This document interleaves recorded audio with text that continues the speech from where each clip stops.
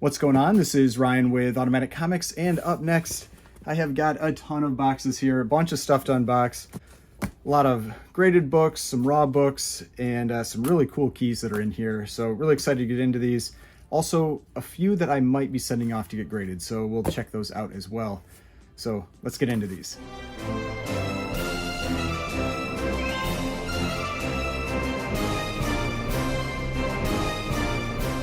All right, so before we get started, please remember to hit that like button and hit the subscribe button if you'd like to see more content like this.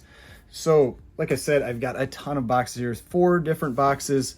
A couple of them I think just have 1 book, one has 2 books, the other one has like 5, so a lot of cool stuff to check out, and a few books that I might be sending off to get graded as well. So these, I think these are all from Heritage. It's a bunch of boxes that I have received over the last few weeks, and I just haven't had time to open, so thought we'd get into them. Now, the first one here is actually one that I had to send back. I bought this book, I don't know, maybe a couple months ago, and it showed up and the case was cracked. It wasn't from the shipping or anything, it looked like it had been cracked beforehand. And I reached out to Heritage and they gave me 2 options. One of the options was that they would basically pay me $50 and then I could send it in to get recased myself, or I could send it off back to them and they could send it in for me. And I wasn't sure when I was going to be sending in my next submission, and so I decided I would just have Heritage do it for me, and that resulted in me getting it back a little bit faster. It would probably get back in about another month if I had sent it in with my other books. But yeah, so I just decided to take the option to send it to them and have them handle it. And this is one of those books that I was talking about when it came in originally, that I thought maybe this one has a shot to go up with James Gunn being involved in DC, because it might be one that he's a character that he could potentially end up using. I don't know, we'll see. But this, I'll show you the other reason why I wanted to have Heritage do it, even though it doesn't really matter. This one is Showcase number 55. And so this is from one of their little like Heritage made up pedigrees. It's not like a real pedigree, they put little stickers on them. But if I had sent it into CGC myself, I wouldn't have that sticker anymore, and I wanted to keep the stickers, so I sent it into Heritage. And so this one had been like, it was like totally shattered, I think, down in one corner.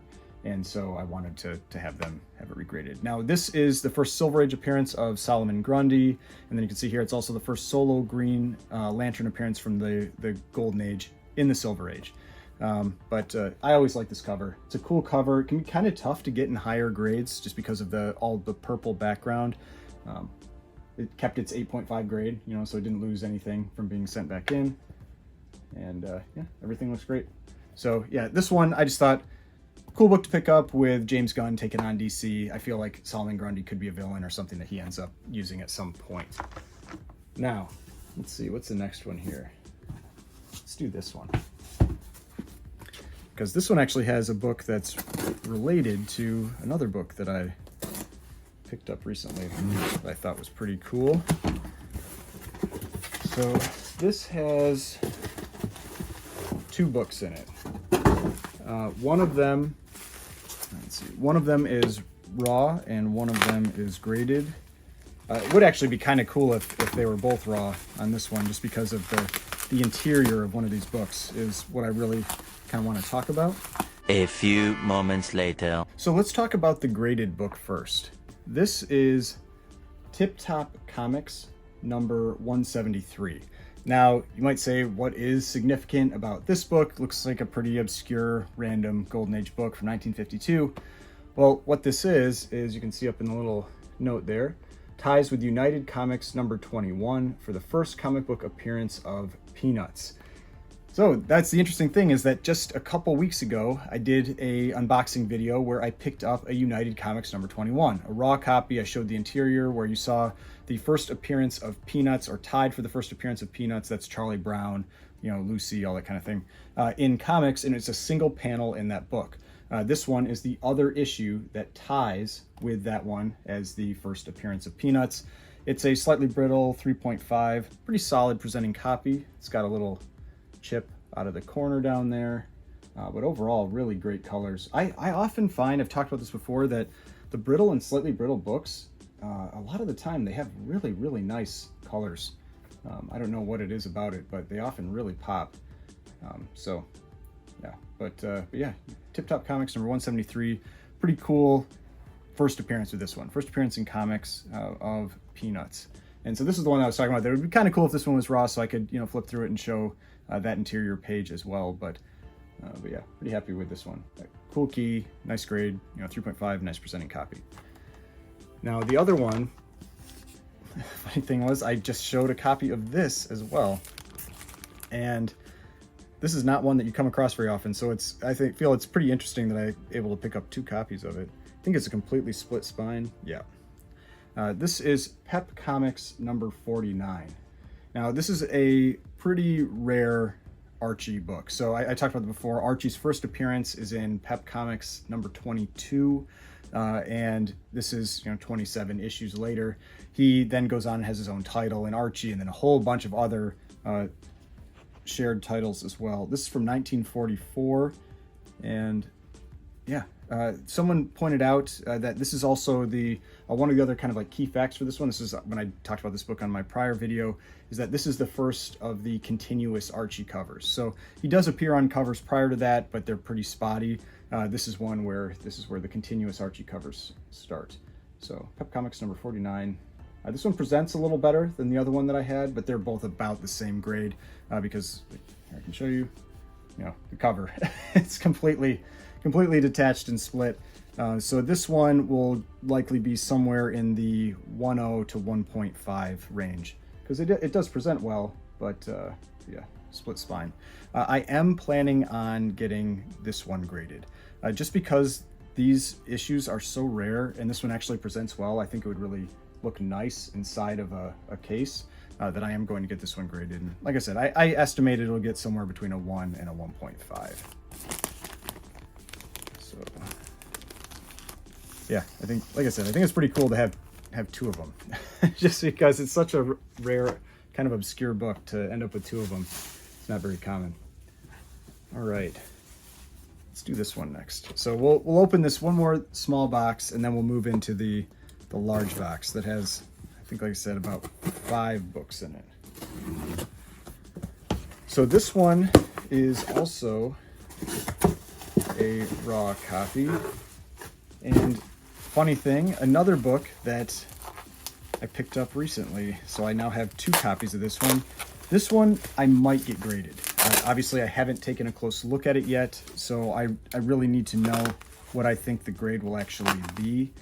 I think Heritage graded this one as a 5.5, but I don't remember if I thought I agreed with that grade or not. We'll see.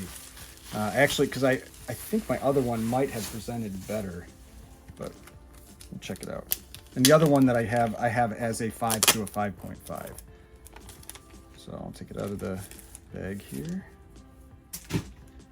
All right, so remember, this is Meet Coreless Archer number 2. This is, again, this Al Feldstein cover, and like I said, I think they had this one as a 5.5. It does look nice. Let's take a close look here. Yeah, I mean, it looks pretty nice. So it's got a pretty glossy cover. You can see someone erased in the middle there. There was like some pencil mark that they should have just left there because they lifted the color when they tried to erase it. That's one thing, like if there's color on the cover, don't bother trying to erase. Or if you do, you've got to use some pretty specialized techniques to do it. But yeah, I mean, this one actually looks really nice. Spine is really nice. I mean, very little wear in that spine. Ah, gosh, if they just hadn't tried to erase that. Yeah, this one is really nice. Yeah, oh, and this one, so I talked about pink pages in the other one. This one, you can really see it. You can really see those pink pages on this. So this is, I talked about this in my prior video. If you haven't seen that, Fox Feature Syndicate was known for using lower quality materials in their books, which is often why it's very difficult to get higher grade copies. And one of the things they used for a certain period of time was pink paper. And so this is one of those that they use that pink paper on. And yeah, like, so you can really see it here, that this is very obviously that pink paper that was used. And yeah, I'm definitely getting this one graded. It looks really nice. It might do better than what they said, especially after pressing. I could see this one potentially getting into the 6s. This is a really nice copy. So I'd say even better than the other one that I had. The other one, if it didn't have the top staple was detached at the front cover, didn't have that one might be better, but man, this one's nice. And I don't see, like, these Fox featured books, you don't come across them very often in really presentable conditions. Because of using those lower quality materials, they often just kind of fell apart.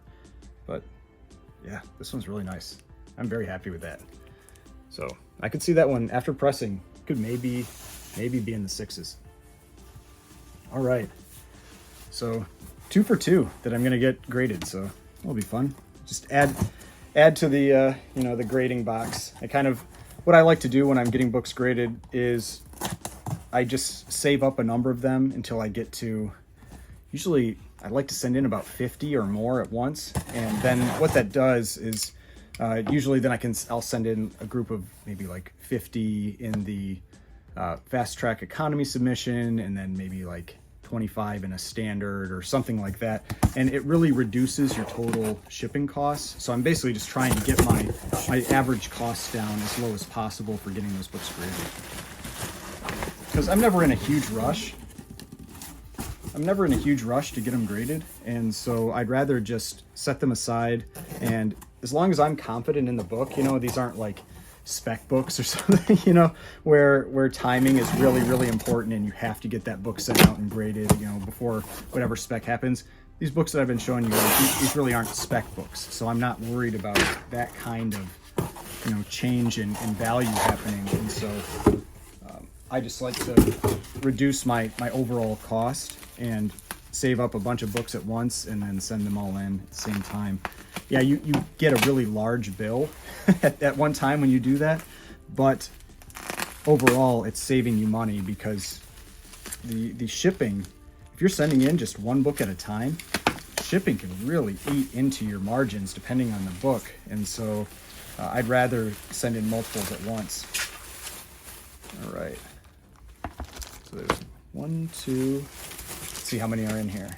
3, 4, 5. Okay, so I was right. So 5 books. Okay. Let's start with this one. This is a cool one. I think if Aaron with AA Comics is watching, I feel like he'll like this one. You don't see these in this type of condition very often. This looks really nice. Almost like maybe they didn't press it first. I don't know. This one might be worth cracking out. We'll see. So this first book here, this is Batman number 133. Now, if you're not familiar with this is the first appearance of Kite Man. It's also the first Batmite, this little guy here, in the Batman title. His first appearance, I think, is in one of the Detective Comics issues. I don't remember offhand which one. Someone will probably tell me in the comments. But this first appearance of Kite Man, who got a little more popular in the Harley Quinn animated show. He definitely had some appearances in there, but 7.5 for these early Silver Age Batmans is pretty nice grade. This is 1960, and I mean, you'll see what I'm talking about. This corner doesn't really feel like it was pressed. You can see, so we can get it to show. I don't know.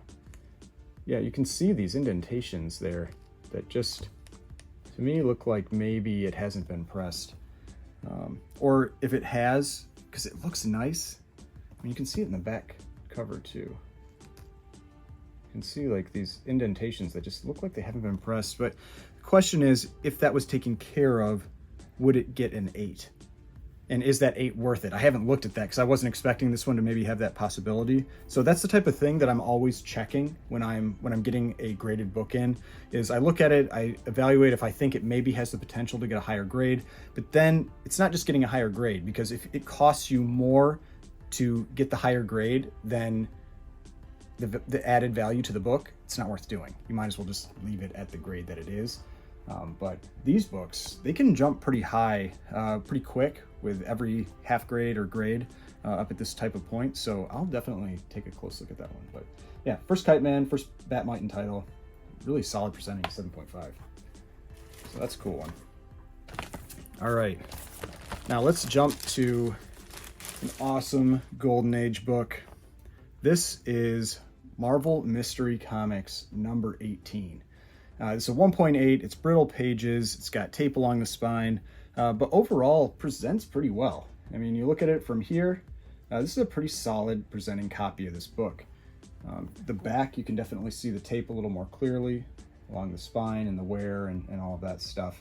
And the brittle pages, with brittle pages, the maximum grade you can get is, I believe, a 3.5. So you're capped already with that, but I wouldn't be surprised if this is like a split spine maybe or something too. But overall, really solid presenting copy. Definitely a Schomburg cover. You can really tell, for me, with the way the Human Torch is drawn. That's really the dead giveaway right away when I can tell if it's a Schomburg cover or not. But 1941, early timely comics, really solid presenting book. And you've got Toro in the middle here. He's often in trouble, you know, has Human Torch coming in to save him. But Submariner also on the cover, and Angel, and the Golden Age version of the Vision down on the bottom there. But yeah, these are just cool. I always like picking up these Marvel Mystery Comics. There were a ton of them that have been sold recently on Heritage, and so I've picked up 3 or 4 of them in that time. All right, let's do this one next. It's a fun kind of like good girl or bad girl art cover, however you want to describe it. I actually have a lower grade copy of this one that I bought raw and got graded. This is Blue Beetle number 51. And so the reason I say it's a bad girl art cover instead of good girl is that, you know, she looks like she's a villain that Blue Beetle's coming in to try to stop. She's got the gun and all the money and all this kind of thing. But again, this is another one of these Fox Feature Syndicate books, and a 7.5 is not an easy grade to come by for them. That is a really, really solid grade. And man, like looking at this versus that Coreless Archer, man, the Coreless Archer might look nicer. I don't know. I mean, this is a nice copy. There's really not much wear to it. One of the things that often throws you off with these is that it always just looks like there's wear on the spine on these, but it isn't. It's just the way it was printed. But yeah, 7.5, Blue Beetle 51, 1947. Really nice presenting copy here. Yep, real happy with that. All right, next one, and then we'll get to the final raw. So the next one here, I have never had a copy of a book from this run before. This is another one of these early Good Girl Art type covers. This is Cowpuncher number 2. And a cowpuncher is basically a term that they used for someone who worked on the ranch. Someone who's riding the horses, wrangling the cows, moving the cows all around, all that kind of thing. But the cowpuncher title, they're almost all these Good Girl Art type covers, and the reason being that a lot of them are Jack Kamen covers, who's just known. He's basically, you see his name along with Matt Baker all the time. They are really probably the 2 most well-known Good Girl Art artists from the Golden Age. And so you've got the bondage cover, woman tied up. You've got this guy who looks like maybe he was planning on branding her or something like that. Another guy coming in to save her. But a 5.5, really solid, again, presenting copy of this book. So yeah, Cowpuncher number 2, 5.5, and yeah, called a classic bondage cover, and it has an injury to the eye panel on the inside. I don't know what that is, if somebody got poked in the eye or what, but there's some type of injury to the eye panel on the interior. All right, now the last one here. This one, I can't remember what they graded it as, but I feel like I didn't agree with it. But I knew that. I mean, that's one of the things I like about buying raws on a place like Heritage, is that they have really high definition pictures, and I can evaluate the books myself. I've talked about that before, where one of the things I'll often look for is books that I feel are undergraded, and then I try to see if I can get them at the grade that they estimated as, and then I have a lot of room on it. This one I feel like maybe is overgraded because like I said, I think they had it as a 3.0 and I don't know if it can get there. I think probably a 2.5, but it's a cool cover regardless. So this is Out of the Night number 10. And so just really cool skull cover. You can see him, he's like the captain of the ship. He's telling them basically they're gonna die on this ship. But yeah, really cool cover, Out of the Night number 10. But the reason for, why I kind of disagree with the grade is there's a large piece out of the front here. Like I said, I think they had it as a 3, and I don't think it can get a 3 with that large of a piece missing out of the corner. I think a 2.5 is possible. I mean, it's a nicer presenting copy otherwise, but it does have a fair amount of spine wear. I believe it's attached to both staples. Let's take a look. Yeah, it's attached to both staples, but there is a lot of spine wear. Like, I mean, it's hard to tell maybe from here. Oh, you can see it. You can see some of the splitting. And so one of the quick ways to check that is, you lift it up and you have a light behind you and you can see all the little holes, kind of the pinholes in it. But I think a 2.5 is probably more like what this one is at. 2,000 years later. So I checked, I confirmed they graded it as a 3. I think it's probably a 2.5, but regardless, I paid $228 and then plus taxes and shipping, I think I'm into it around $250. And I think the value graded is probably about $450. So I will likely be getting this one graded. It's kind of got a weird sales history. A 1.8 sold for $450 and a 3.0 sold for like $456 or something like that. So I'm just saying it's probably around a $450 book graded, and I think that I have enough margin there where I think this would be a cool one to get graded. Because even though it's missing that piece out of the top, it'll look really sharp. Because the main image that you're concerned with is down here, and that's all intact and looks nice. So yeah, so pretty cool book. 3 for 3 that I'm gonna send in for getting graded. So yeah, just adding to my box of graded books. But yeah, that's all of them. Hope you enjoyed this video. Saw some cool books, maybe some books that you haven't seen before, and got an idea about, again, the decisions that I use when I'm trying to decide if I'm going to get something graded or not, if I'm going to crack a book out and have it pressed and regraded, all of that. But again, hope you enjoyed this video. If you did, please hit that like button, hit the subscribe button if you'd like to see more content like this. I've got more videos over here if you'd like to watch some of my other videos, and the subscription button right here. If you'd like to subscribe to the channel, I'd really appreciate it, and I will see you in the next video.